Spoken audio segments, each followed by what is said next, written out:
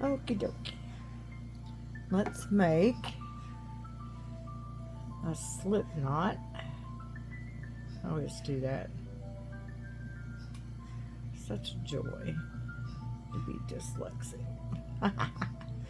All right, one slip knot. So chain 4, 2, 3, 4, join in the chain and pull through. All right, 1, 2, yarn over and do double stitches. So one, we're going to do 8, 2,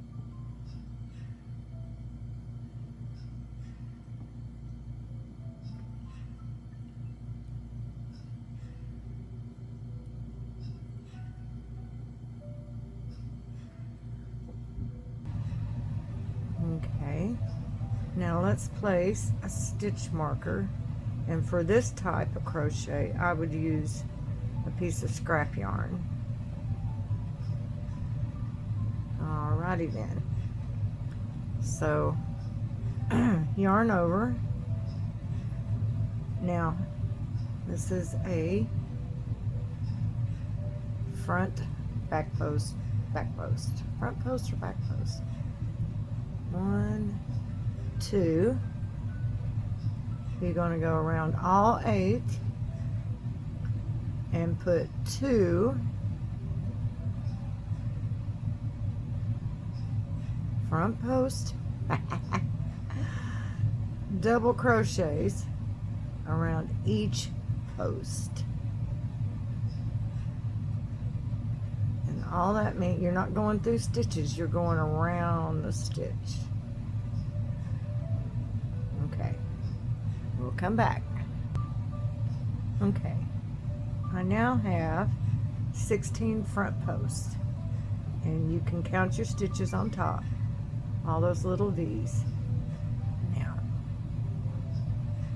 what we're going to do, yarn over. You're not going to join stitches or anything. You have 2 stitches here that you did from the previous row. You're going to go in, and there's one of them that's real short. That gets a single double crochet. Then the next one is a long stitch, and that one's going to get 2. So we're increasing. And circles, if you do enough of them, there's a method to the circles, and you increase, like you'll do, it's always a magic circle or whatever they call it. This isn't a magic circle. This began with a chain, so it's not going to slip out. Magic circles, if you don't do them right, will slip out. You'll wash it, and then all of a sudden you got this big gaping hole. Don't panic if you ever do that. Just get a sewing needle and go through all the stitches and pull it tight and weave your end back in. But they always follow the same method so that the circle lays flat. You'll do, let me think, like you'll increase, like the first row you'll go through and it'll be like 6 stitches. Then in the next part of the ring, whether you're doing front post or flat circles, doesn't matter, it will be 2 stitches in 1 stitch all the way around. That's your second row. On your third row, you'll do 1 stitch, and then in the next stitch you'll do 2. The way to remember that is 1 and 2 is 3, and you're on your third row. Go all the way around. Then on the fourth row you'll have 1 stitch, 1 stitch, and then the last stitch that has 2, if you add up the previous stitches in that stitch, it will be 4. And then you just keep increasing. You can make a circle as big as you want. and it will lie flat. If you join each round, it will have a line up it.